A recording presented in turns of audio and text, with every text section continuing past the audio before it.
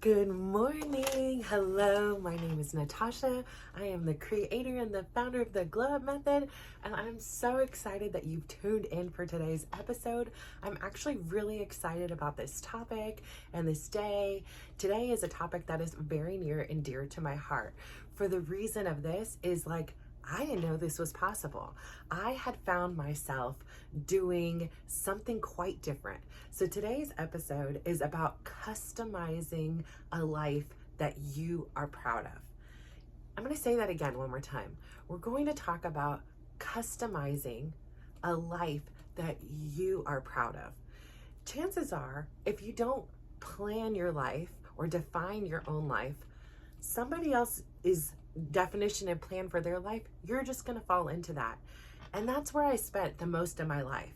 I kind of was on hold. I was on the sidelines, just waiting to be coached and told, where do I go? How do I fit in? What things am I good at? What things am I terrible at? And I was ready to respond and react to whatever these other beings, these other, institutions, whatever it was, had this definition of my life.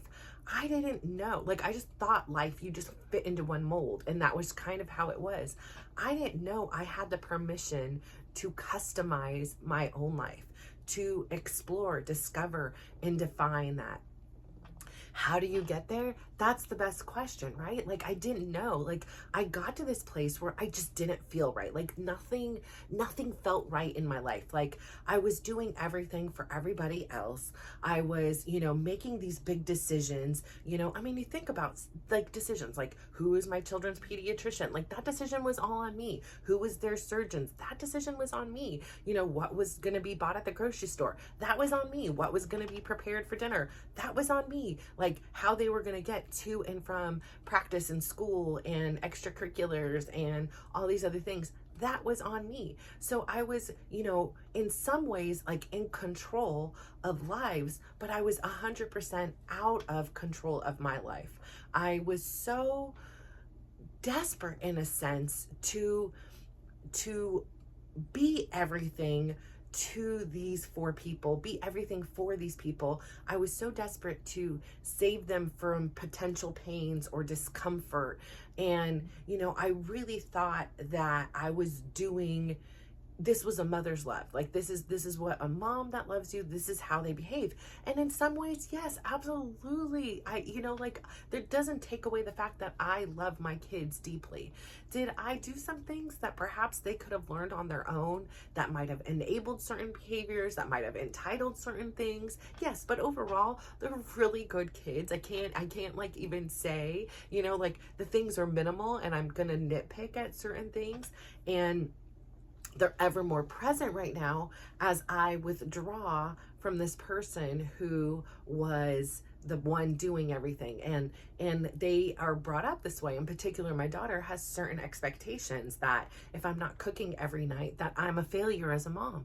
And it just simply means I don't want to cook. Me cooking every night for everybody else and cleaning and everything, it doesn't align with me. I am ready to sit down and say, hey, there's 5 adults in this house. Let's sit down. There's 7 days in a week. We all pick a day, and the other 2 days we have leftovers. Or even the youngest can pitch in. He's 16. If my dad was a dad at 16 and working and providing, and I'm sure he did some kind of cooking or something like that. I'm not saying every dinner needs to be a 10, but that's 6 days and we can do leftovers or go out and eat on the other day. I just, I had always been in this position where the weight of this family fell on my shoulders, and now I'm emerging as my own character, as my own person. I'm customizing this life that I want to live because I allowed my life to be defined by somebody else. It's not their fault. This was my own choosing. I would sit back and wait and see, what is it everybody else wants to eat? And I created this paradigm here. But just because I created it, it doesn't mean it needs to stay. When I've recognized, I just knew something was off. I felt stuck. I didn't want to live anymore. I'm this life person. I love people. I love connecting. And I just wasn't finding joy in those things anymore. And the the repeated like traumas that were just unaddressed and, you know, just had to wear like a badge of honor. Like I just resiliently get through it, but yet don't really process the effect on me. It just all finally came to a head, right? Like it was just like, my body's like, you cannot store anymore. You know, I kept like physically getting larger, and it was like I was physically just carrying more and more trauma, argument, pain, whatever, every little thing, hurt, sadness for my child, sadness for my relationships with different people in my family. I was carrying it all.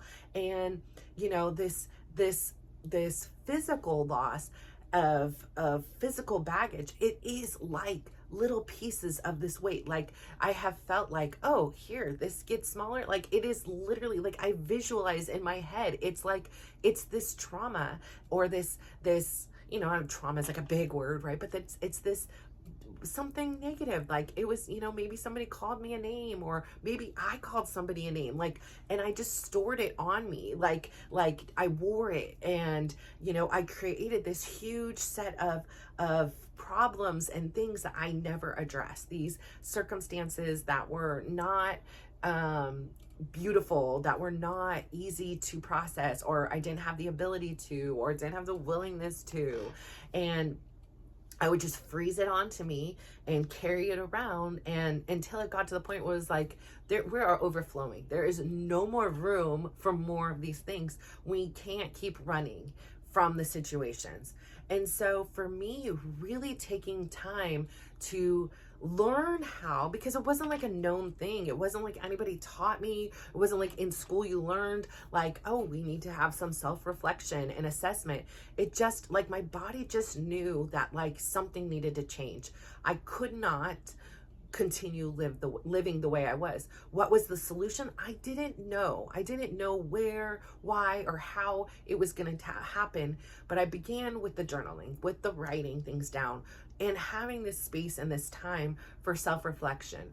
I began sometimes taking walks without headphones in, or without reading a book, or I've taken car rides with no music or no podcast the whole time, because it's this quiet time in which I can listen to the sounds and going through my mind, the thoughts that are popping in and popping out, and I could really see what are the things that are continuing to come up and why, and to really start to process and analyze that. So I've understood now that like slowing down, that quieting has allowed me this place to hear what's going on and to check and see, like, I'm always in a hurry. Like I'm often like, let's go kids. Like we got, like that was how I was. Like there was so much to happen in a small span of 24 hours that it was like go time. It was always go time. But when it was that way, I didn't take the time to say, let's slow down and make sure I'm on the path I want to be on. Let me understand, is this the right direction I want to be going on? And as like holistically my life kind of slowed down, right? Kids needed me a little bit less, you know, like business needed me a little bit less, like other people in my family were no longer main characters, right? We didn't talk anymore, so I freed up space, like, you know, all these external factors. There's only 2 kids or 1 kid doing a sport versus 4. Like, so my life, like everything kind of came together in a perfect way for me to be able to have a little bit more time and a little bit more space to explore these things. Now, yes, I probably had that time or space. I just didn't know I needed it before, and I didn't know how to get it and how to not feel guilty about it and not feel unworthy of this time to explore what I wanted, because it didn't matter what I wanted. I was a mom. It mattered what they wanted. It mattered what Chris wanted. It mattered what the family as a whole wanted to keep peace and progress and unity and loyalty and keep us all united together. And what I've learned now is we all have our own intentions, right? Like yesterday I had a few moments alone with my oldest son, and so he's like, well, what is going on? Like, what did I miss? Like, he just came back in town, he had injury, but he's so cute. He still wanted his mom to take him to the doctor. I was like, you could go with your girlfriend. Like, he was like, no, we're gonna go. So we went. I'm glad we did. And he maybe had this agenda to have some conversation with me. And again, he's very intellectual. He's very, he's not super, he has emotions, but he's not like, he's intellectual based. So he's like, yeah, I can see where you're stubborn. I can see where he's stubborn. I can see both places. I can see the logistics where, the logistics should work and everything like that. And all I can say is having these moments of mindfulness, creating a morning routine for me that is very quiet and still versus where I used to be, right? It used to be like, get up. I'm already getting up after my 5th snooze. I'm late, I'm running behind. I'm not really late because I counted in time for the snoozes, but I'm not fresh. I'm flustered because now I'm like, I should have got up right away, and I'm rushing into a shower and I'm waking up. Oh, kids, wake up! Like if I can get up, you can, like waking them up out of bed because they're gonna be late for school, and now you're making this person late, and you're making this person late, and oh, there's a bunch of traffic on the way to school, and like there's my phone won't connect to the Bluetooth, like just like everything was just a catastrophe sometimes. And that's how I started my morning, in absolute chaos. And I felt like going into the day on edge. I was on stress, and like I already was raised in a traumatic environment, right? Like I had abandonment of my mom. When my mom was there, it was absolutely atrocious. I can, as far as what my memory remembers, maybe there was only 4 or 5, 10 days in my whole life that it was, but that's what my brain like remembers. There was a handful of times sitting on a blanket with, my mom and my dad playing with dandelions and things like that. I do remember some good. I do remember, like music blasting in the living room and us all dancing in the living room. I do remember certain moments that were healthy, that were happy. But the big ones that like stand out a lot are those traumatized ones, like those ones that were never had this place of processing that I'm still working to become healthy with. So my nervous system is on edge, right? Like it's ready for catastrophe. It doesn't know what's going to happen. Is there a good argument? Is there going to be a fight? Who do I have to go protect? How do I protect them? How do I console them after this thing? How do I comfort them? And so, or how do I alleviate? What can I do? Oh, there's a mess. Let me clean the mess so that when everybody comes down, there isn't this argument of a mess. So coming from a place, and it's not their fault. I 100% believe both of my parents did the best they could with the tools that they had available to them. They were kids. They were brought up in traumatic things too, who, again, their parents, let's go back another level, did the best they could with the tools they had. And let's take it back another level. I believe that. I believe that because I live that, right? Like, I'm a parent. I know I've done some stuff to put my kids in therapy, like I know I've said things I shouldn't have said. I regret. I've done things I regret. I've done things I'm very proud of, as well. But I know that it is a complex thing. And you, again, hope generation after generation that there's certain generational curses and traumas that you end, right? And you can't solve them all. And that's, the next ones for them, whatever stood out for them may change for them. One of the things that Chris and I were really, at the start of our marriage, we're really like, we're going to stay together forever and all these things. We both came from divorce. We don't want that. That was like our defining force. And I think for me, and like as it's coming out right now, it's, I think, realizing how his decision so early on in the marriage to have an affair and then to not be honest about it and lie and put me in a situation that could have affected my health, which would have affected the ability to take care of this child who had heart defects and take care of this newborn child. Like, he compromised my health, lied to me. He took this promise of, we're never going to get this divorce, and almost used it against me because it was like, I can do anything and you're not going to leave. And he didn't value me in this relationship beyond what it valued him. We valued it, and then he didn't value it and decided to look elsewhere in the marriage. And now I know, now he has remorse, and I know that, he has, a few years ago, he apologized, and I accept that apology. But I could recognize for me how, even in a situation that I was unsure of, and I was doing because it felt like the right thing, I still had a lot of hope, and I still had the willingness to fight for this relationship and believe that this person had the best interest of our family at heart. Because that's what I did. And so when that happened, it signaled to me that he didn't have the best interest in this family at heart. He had the best interest of him at heart. When he was doing those things, there was no consideration of how it was going to affect me, how it was going to affect his kids. And, like I said, it was then, quite traumatic afterwards.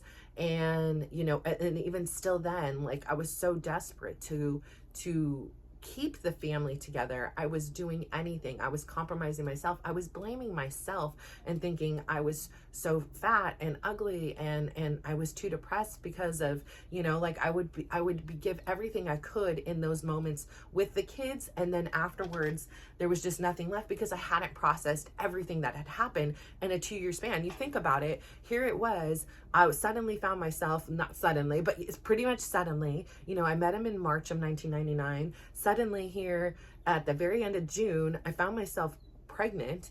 He kind of is like, well, I guess we just get married in my mom's bathroom. We get married. I immediately have this major, not even spotting, just major, it looked like a murder scene. Like, it was not right. Like, I never had that since. I've never read about it since. Like, this was another level of, and I remember just thinking, oh my gosh, I just married this absolute stranger and now I'm going to have a miscarriage. Like, what in the hell is going on? So because I had done that, I did everything in this power, because I was like, oh my gosh, I'm so deep in this. I did everything in my power. I was on bed rest. My legs were up against the wall, all these things to keep this pregnancy, because now it was like this entire focus, and it had shifted and altered my life so significantly already. I'd canceled my trip to Europe, all these things that I needed to maintain this life. I needed to keep this baby at all costs.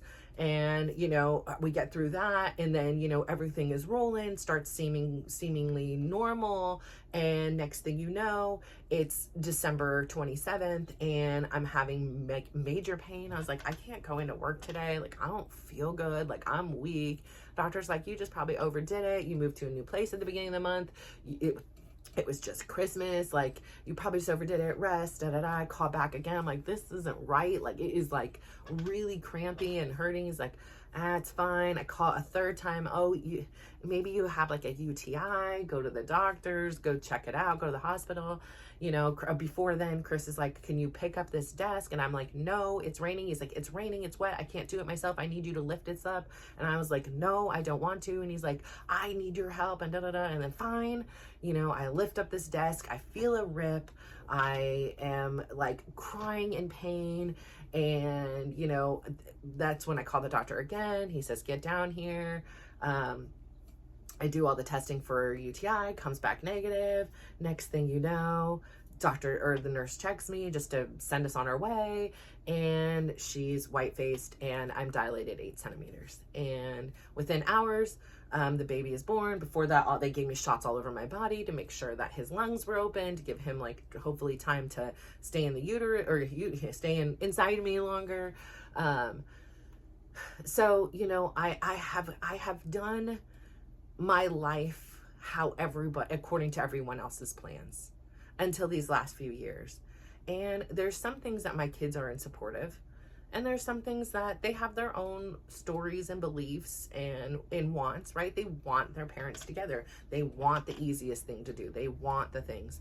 But having this place to quiet down after there's been so much noise and chaos, right? Like I've said before, there's this Bjork song, and it's like, it's oh so quiet, shh, shh, it's oh so still. And then all of a sudden it's cymbals and it's loud and it's crazy. And that's like been the summary of my life, where it's like, okay, when there's nobody else around, it gets kind of quiet. Now my mind is like still running, but on occasion it'll quiet down, right? Like before, like I've now had to intentionally, work on quieting it, and it still doesn't always do it. It's a practice, and I'm really working hard to acquire the skill, and not even just quiet it, but just to accept what's happening instead of like getting harsh, like, oh my gosh, like here we are, like we're supposed to be just, and you're thinking about 50 different things, are sliding through, and I'm, trying to like have no judgment and just like observe, okay, here we're thinking this again, we're gonna put it away and put, like I have my own little mental visuals. But I had created this life on this persona of what I believed a good mom was. A good mom for me was defined by somebody on the television, right? Like what I had seen growing up, or perhaps a friend's mom. I had these little best of moments, right? Like somebody on their best behavior, like my aunt when she was on her best behavior, like here's what a mom does. And I really tried to take a piece of each person who I viewed and valued them as a mother, or at least this aspect, and put it into me. And I put all this pressure on being this mom. And it's not like I have one kid, I have 2 kids, I have 3 kids, I have 4 kids, plus I have an adult husband who I was taking care of as if he was my kid too. And I think that has been the hardest transition for him, because he was very comfortable being taken care of, being provided for, like allowed to just, come home, and his priority was taking out the trash. And sometimes he did it and sometimes he didn't.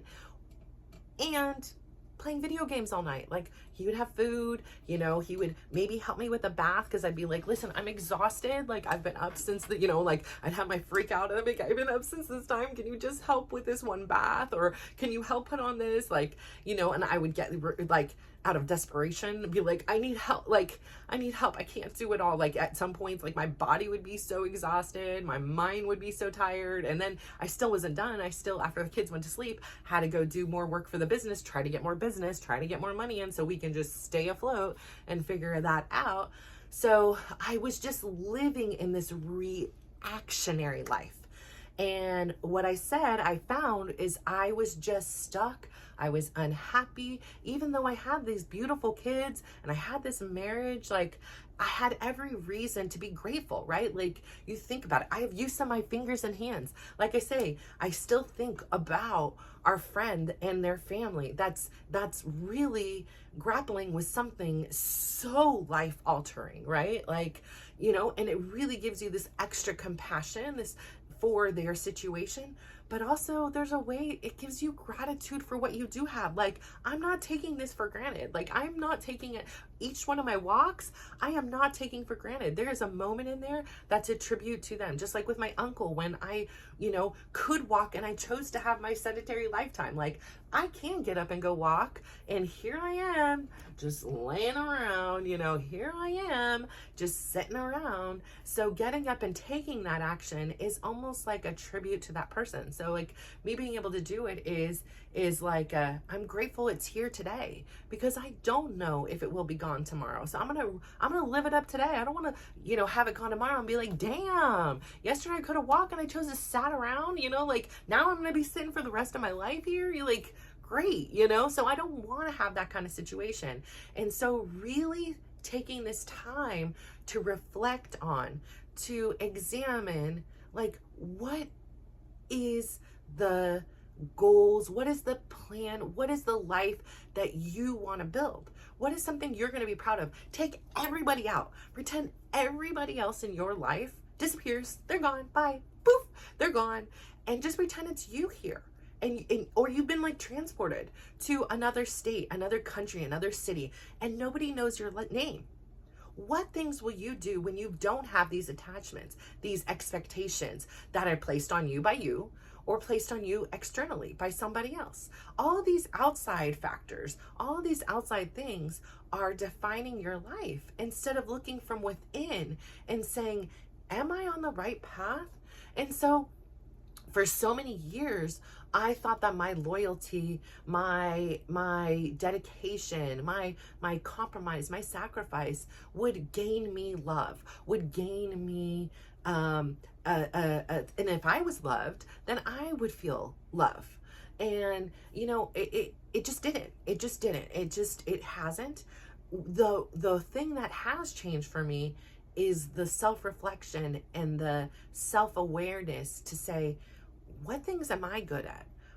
Where are my weak spots? Like, where are my blind spots? Like, where can I improve? Like, what do people compliment me on? Where do people come to me for advice? Where do I see areas that disappoint me or are like, I don't feel good after those interactions? Like, finding these things that you can work on and put time in and investigate what's a better way to create this life I want to live. And it's been really challenging, right? Because you have all these external people that you still want to maintain in your life, like you still want to be a part of. But I also don't want to sell myself short and say, I'm going to do everything for everybody else in the same way I used to. Like, I'm going to show up differently and do what I can do and understand that they're going to judge me. They're going to have opinions, right? They're going to be hungry and mom didn't cook, and they're going to feel frustration and negativity. But when I'm hungry, I'm not waiting for somebody else to cook for me. When I want something, I don't wait for somebody else to magically make it appear for me. So creating the life I want, that takes that away, right? Like, I had this situation. My screen here, it broke. And, it couldn't get it back in. And I was getting frustrated. And I wanted to, like, my go-to in my brain was like, I'm just going to ask Chris. I'm going to leave this for Chris. And like, instead of me just like calming down and slowing down and taking some time to figure out how do I get the screen up and in without it bending and breaking. And, my go-to was just like, I can't do this. I'm going to have somebody else, like, he can do this. Why am I doing this? And then I realized I need to live my life now as if there is no Chris. I am prepared, even though he's still physically here and I've asked him for a date to move out. He didn't answer that and then, answered with an apology.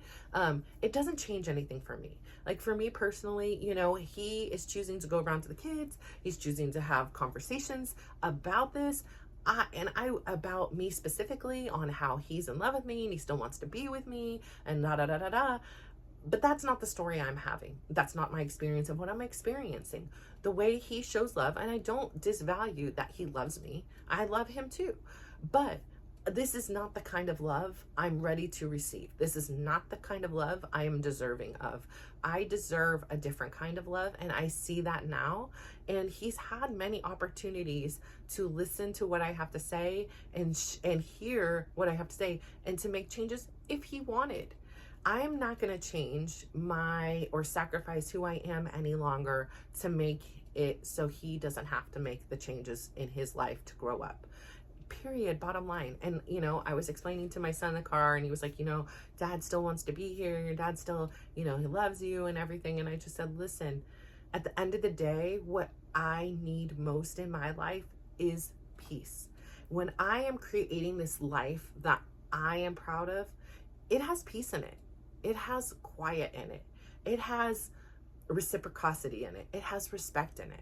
And right now, the person who he is showing up is not that way. And so, my son was like, well, what about for a financial aspect? And I said, listen, here, at the end of the day, your dad told me 20 plus years ago where he stood on this situation. And 20 plus years ago, I prepared for the moment in which, if this ever happened, that I could take care of you all without having to depend on him. Do I say to him, you should want to, you should be, you shouldn't be your first priority. I mean, we should, right? We should be our own, but you are not the only priority and they get the leftovers. It's not that way. Commit to them what you're going to commit, even if it's $20, and let me know what it is on a principle level. And then I'll go about and I'll figure out the rest, because that's what I do best. But what I'm sitting here and saying is, he had a situation where he had this opportunity where he was going to have 4 roommates. 2 were his twin best friends and another kid. And they put in the paperwork and it was supposed to be the 4 of them. But somehow when they got the apartment, it was just the 3 of them. And so this put Brad in a single and put the two siblings together in a room. And he was like, Mom, this happened, what should I do? And I'm like, well, how do you feel about it? And he's like, well, quite honestly, I feel pretty good. This other person, they always take my stuff without asking. They always, they don't have respect. They're up late. They're in early. They steal things from the mailbox downstairs despite being very wealthy. And I said, okay, so what's the downside? He goes, well, I'm going to have to spend an extra $2,500 for the year. And I said, okay, Brad, I mean, for me personally, I'm an adult. Money is a little bit different of a concept. You're young, so you have to do this. Basically, at the end of the day, my question to you is this. What is the price of your peace? Is your peace, is your comfort worth $2,500? Because if it is, then you go and you ask. Like, if it isn't, like, you can go and ask and have it moved, and you'll get a roommate, and you'll have a roommate with him, and you'll be said and done. But if your piece is worth $2,500, which breaks up into blah, blah, blah a day, leave it as it is. It is not your problem that he doesn't have a roommate. It is your problem to take care of you. What is your priority? And he was like, my piece is worth more than money. And that's where I'm at right now. So I had to tell him that story. I'm like, just like Martine, my peace is worth more. Now, if you can live here and be in peace, great. But if you're going to come in here and punish me because you're punishing yourself, that's not going to work for me anymore. When I'm looking at the plan of my life and creating the life I'm proud of, being a recipient of abuse and just quietly standing by does not align with the destination and direction I'm going in. So I say all this to say, I really would like you to take some time today and do some self-reflection about why are you here? Like, why are you even listening to this podcast, YouTube, whatever this is in the first place? Like, what is drawing it to you? Like, what are your intentions? And I get it, because people used to ask me this stuff when I didn't know, and it was like almost like more anxiety provoking. I don't know. Like, I don't know what I want to do with my life. I don't know what my direction is. I don't know what my goals are. Like, and now how am I sitting here and I'm feeling all flustered and upset because I simply don't know. But asking yourself these questions every day and getting to a place where suddenly you're not in the anxious and I don't know and this is going on, when all those excuses and reasons, which they're valid a lot of times, aren't the go-to, and you really can sit back and think like, all right, yeah, I want peace. Like, I want love. I want respect. I want to be in a situation that, I'm excited that my partner is coming home. I'm thinking about what we can do together as a team, not what I can do for them. And, I just feel that it's so crucial to take that time for yourself alone to start to define that, free of what anybody else is going to judge you, because they're going to judge you anyways. They're going to have their own opinions and they're going to do that. But at the end of the day, the opinion that matters most is yours. And to remember that if you don't define the life, if you don't define your goals, somebody else is going to do it for you. And do you want to live somebody else's life, or do you want to live your own? Do you want to create this life you are proud of? So I say all that to say, thank you so much for tuning in today. This episode has been very near and dear to my heart. I think it's so important to just at a foundational level, start there. Like, I feel like that is the most important part. Everything else will begin to come, but you have to start working on slowing down and checking around. Is this the life I want to be living? Look around. Today, if you can, just sit there on an average day of your life. Look at your job, look at your partner, look at your kids, look at your house, like, look at your traveling, look at your bank. Like, is this exactly where I want to be? If you are, damn, hell yeah, I'm so proud of you. Like, awesome. Please share in here and give us all inspiration, tips, ideas, like, please. Because I really hope there's some of you out there that are just killing it. I'm sure there are. But there's a lot of you who are like me, or have been on the journey that I've been through, or starting the journey, or further in their journey, that just simply look around and say, no. But when we're in a hurry and we're just speeding through the process of life, we don't have this time to sit back and say, wait a second here. I don't know what happened, but I kind of got on the wrong trail. I'm on the wrong path. Like, this is cool. I mean, it has some pretty spots, but it's really steep and there isn't enough shade for me. And I'm just not feeling this one. Like, I want to get back on the windy road with all the trees and the pretty wildflowers. So I say this all to say thank you so much for tuning in. I'm so proud of you for being curious about how you can go about creating and defining this life that you are proud of. And I'm so excited that you're a part of this journey. And if you could just do me one huge favor, go out there today, give somebody a big smile, give them a compliment, and just watch how they glow up. So thank you. Bye.